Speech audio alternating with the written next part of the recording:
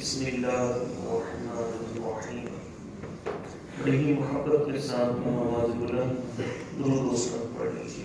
الصلاۃ والسلام علیک یا سیدی یا رسول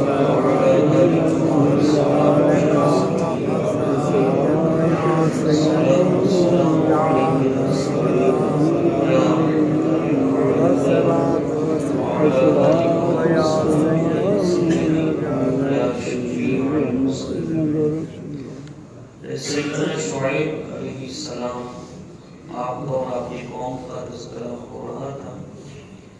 پیچھے شعیب علیہ السلام کی جو قوم کا حال تھا کہ وہ ناپ تول میں کمی کرتے تھے, پورا نہیں توڑتے تھے.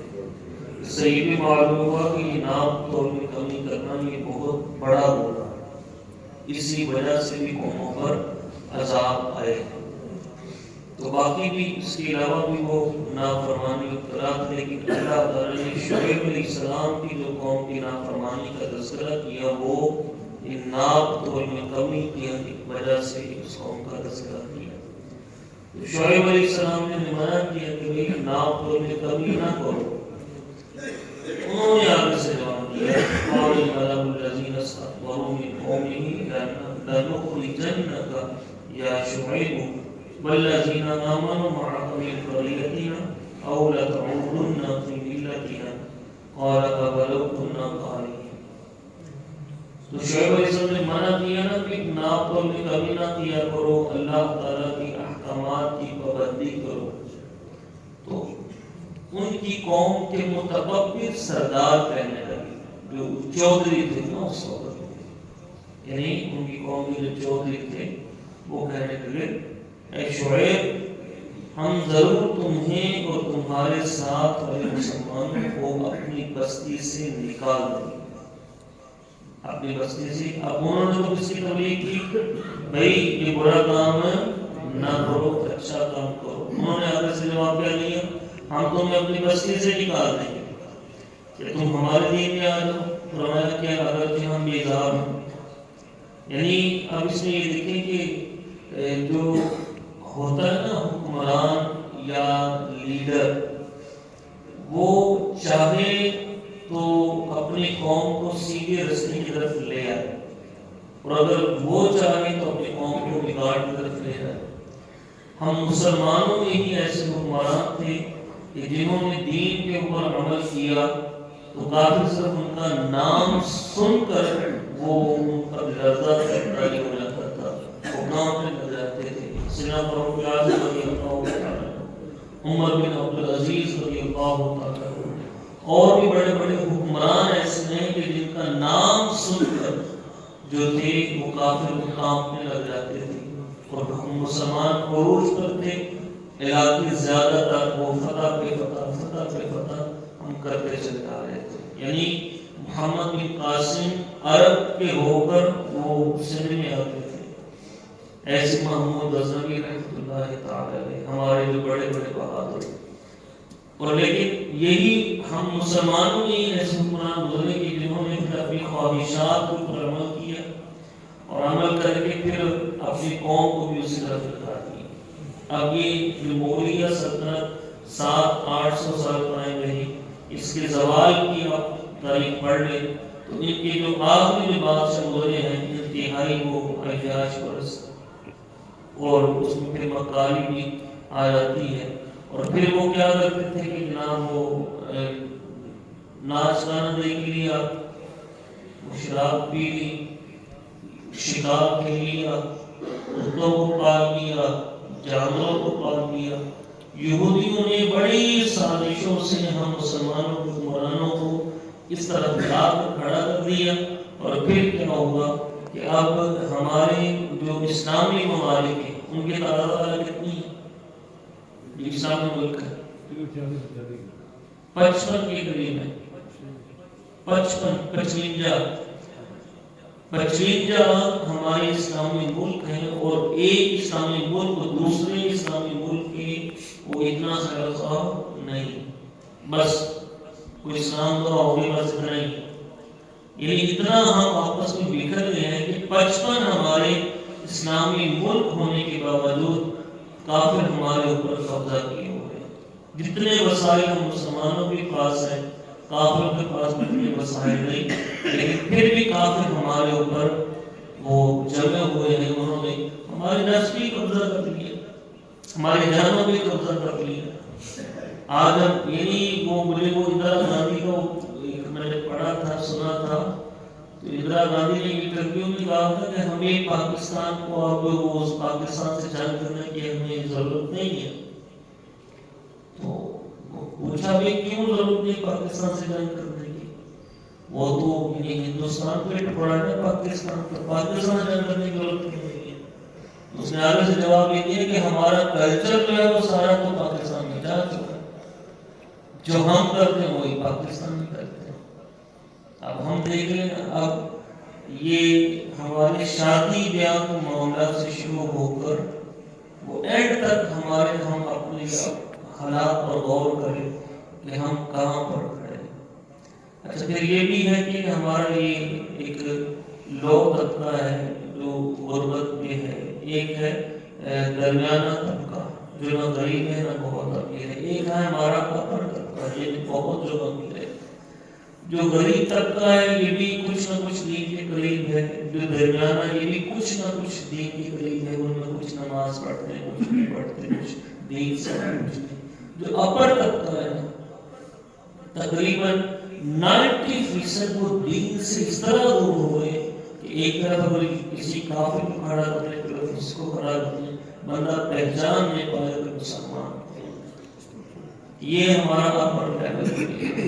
اور آپ کی جو آپ کے ایسے ملنے والے ہوں کہ جو بہت امیر ہوں، وہ ان کے پاس 3-3 4-4 کروڑ کی کوٹھیاں بن گئی ہوں، ان کے حالات اگر آپ خود دیکھ لیں کہ بھئی کہاں پر ان کے بیٹے پڑھتے ہیں، کہاں پر ان کی بیٹیاں پڑھتی ہیں، کتنا ان کے اندر پردہ ہے، کتنا وہ دین پر چلتے ہیں، نماز پڑھتے ہیں کہ نہیں پڑھتے، دین قرآن پڑھتے ہیں کہ نہیں پڑھتے، فیس بک پہ لگے رہیں گے، گرل فرینڈ بوائے فرینڈ کا کلچر ہے ان میں کہ یہ میری بیٹی فلاں کی دوست ہے، بھائی اپنی بہن کو جاؤ اپنے دوست کے ساتھ جاؤ، گرل فرینڈ انتہائی معذرت کے ساتھ بھی فیس بک کو میں بھی یوز کرتا ہوں، تو اس میں ایسے وہ ہمیں تحریر آئی تھی غالباً قوریہ مقبول جاننے صحافی، انہوں نے بھی اس کی طرف نشاندہی کی تھی کہ یہ جو ہمارا پاکستان کا کلچر ہے یہ اور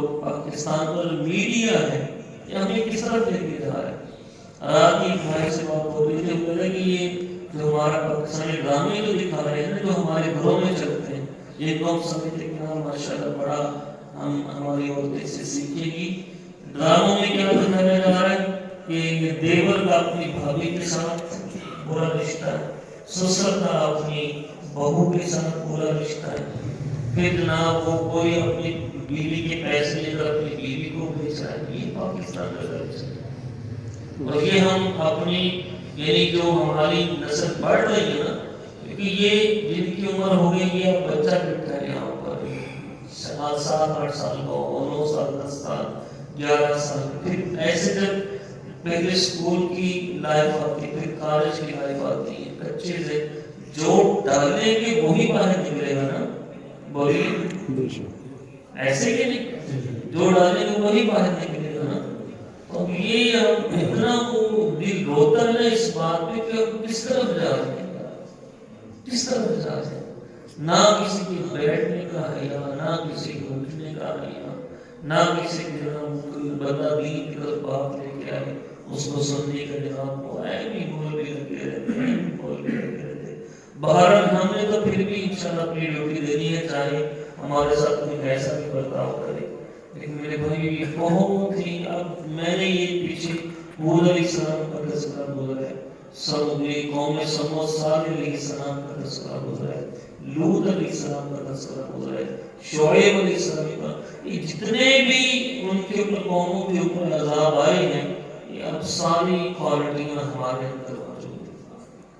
اللہ ہمارے یہ بات چیز یہاں سے شروع ہوئی تھی کہ متکبر سردار وہ چودھری چاہے تو نیچے والوں کو سیدھا کر لے، چاہے تو پھر وہ جہاں کر لے کہ وہ میری دین پہ چلو، دین پہ چلو۔ تو ان کے متقبل جو سردار تھے کہنے لگے ہم شعیب ہمیں تمہیں بھی جو تمہاری پر ایمان لے کے ہم تمہیں بھی یعنی بستی سے نکال دیں گے مگر تو تم ہمارے دین میں واپس آگے انہوں نے ارشاد فرمایا شعیب علیہ السلام نے حدیث ترائنا علی اللہ کاذبا ان عدنا فی ملتکم بعد اذ نجانا اللہ منها وما يكون لنا ان نعود فيها الا ان يشاء الله ربنا واسع ربنا كل شيء علما على الله توكلنا ربنا افتح بيننا وبين قومنا بالحق وانت خير الفاتحين. تو جب شعیب علیہ السلام نے کہا نا کہ اپنے آل دین میں تو کہا کہ تم ضرور اللہ پر جھوٹ مانے گے اگر اس کے بعد بھی ہم تمہارے دین میں آئے جبکہ اللہ نے ہمیں اس سے بچایا اللہ نے ہمیں ہدایت دے دی اب ہم دوبارہ تمہارے یہ شرک خانے کی طرف آئے ہم مسلمانوں نے کسی کا کام نہیں کہ تمہارے دین میں آئے مگر یہ کہ ہمارا رب اللہ چاہے ہمارے رب کا علم ہر چیز کو محیط ہے ہم نے اللہ ہی پر بھروسہ کیا ہے کس پر بھروسہ کیا ہے اللہ ہی پر بھروسہ کیا ہے توکل جو ہے اللہ تعالیٰ کی ذات پر بھروسہ کرنا یہ بہت بڑی نعمت ہے حدیث پاک میں یہ توکل علی اللہ فہو حسبہ جو اللہ پر بھروسہ کرتا ہے اللہ اس کے لیے کافی ہوتا ہے. ایسے توکل کا مختصر میں آپ کو بتاؤں توکل کسے کہتے ہیں توکل اللہ تعالیٰ کی ذات پر بھروسہ کرنا اس کا مطلب یہ کہ بندہ اسباب چھوڑ دے. ایک حدیث پاک ہے آپ صلی اللہ علیہ وسلم سے ایک صحابی نے عرض کیا یا رسول اللہ صلی اللہ علیہ وسلم میں اپنی اونٹنی کو کھلا چھوڑ دوں اللہ پر توکل کروں یا اونٹنی کو باندھ کر اللہ پر توکل کروں. سوال سمجھائیں اونٹنی کو باندھ کر میں اللہ کے ذات پر توکل کروں یا اونٹنی کو کھلا چھوڑ کر کہ میری اونٹنی کہیں نہیں جائے گی میرا بھروسہ ہے. تو آپ صلی اللہ علیہ وسلم نے فرمایا اونٹنی کو باندھ کر پھر اللہ پر توکل کرو یعنی پہلے اسباب جو ہے حفاظت کی وہ کر کے پھر اللہ کے ذات پر توکل کرو. تو یہ اسباب کو چھوڑ دینا یہ توکل ہے. میرے آقا صلی اللہ علیہ وسلم نے ارشاد فرمایا کہ اگر بندہ صدق دل کے ساتھ اللہ تعالیٰ کی ذات پر بھروسہ کرے تو جس طرح اللہ تعالیٰ پرندوں کو رزق دیتا ہے انسانوں کو دے گا. وہ صبح کو خالی پیٹ نکلتے ہیں جب شام کو واپس آتے ہیں تو ان کے پیٹ بھرے ہوتے ہیں. اللہ تعالیٰ انسانوں کو بھی ایسا اگر انسان مسلمان سچے دل کے ساتھ اللہ تعالیٰ کی ذات پر بھروسہ کرے اللہ ہمیں اس پر توفیق عطا فرمائے. تو شعیب علیہ السلام نے یہ کہا کہ ہم نے اللہ ہی پر بھروسہ کیا اے ہمارا رب ہم میں اور ہماری قوم میں حق کے ساتھ فیصلہ فرما دے اور تو سب سے بہتر فیصلہ فرمانے والا ہے. پھر آگے عذاب کا فیصلہ ہے وہ انشاءاللہ کل پڑھیں گے. اللہ تعالیٰ ہم سب کو قرآن پر عمل کی توفیق عطا فرمائے. یہ دعا کیا کرے اور اس کی تڑپ اپنے دل میں ڈالیں اللہ ہمیں دین پر استقامت اور ہماری نسلوں کو بھی دین پر استقامت یہ دعا کیا کرے. یہ سب یہ دنیا داری یہ بڑی بڑی کوٹیاں یہ چمکتی گاڑیاں نہیں یہ میرے بھائی سر یہ ایسے تو بندہ متاثر ہوتا تھا تو کافروں کے پاس تو بہت کچھ ہے کافروں کے پاس. میرے آقا صلی اللہ علیہ وسلم نے فرمایا کہ اگر دنیا کی اہمیت اللہ کے ہاں مچھر کے پر کے برابر بھی ہوتی اللہ تعالیٰ کسی کافر کو دنیا میں سے کچھ بھی نہ دے. ایک دنیا کی کوئی اہمیت نہیں. اس جملے کو اپنے ذہن میں بٹھا لے. کبھی احساس ہے کہ میرے پاس دنیا کی یہ نعمت نہیں ہے یہ نعمت نہیں ہے یہ نعمت نہیں اس لیے میرے آقا صلی اللہ علیہ وسلم فاروق اعظم رضی اللہ عنہ سے فرمایا تھا لنا کہ لہم الدنیا ولنا الآخرہ کہ اے عمر ان کے لیے دنیا ہے ہمارے لیے آخرت ہے. ہمارے لیے کیا ہے بولیے آخرت ہے. ہمارے لیے آخرت ہے یہ دنیا ہمارے لیے نہیں. اور آپ صلی اللہ علیہ وسلم نے یہ کر کے دکھایا. میرے آقا صلی اللہ علیہ وسلم 3 دن فاقے سے رہتے تھے.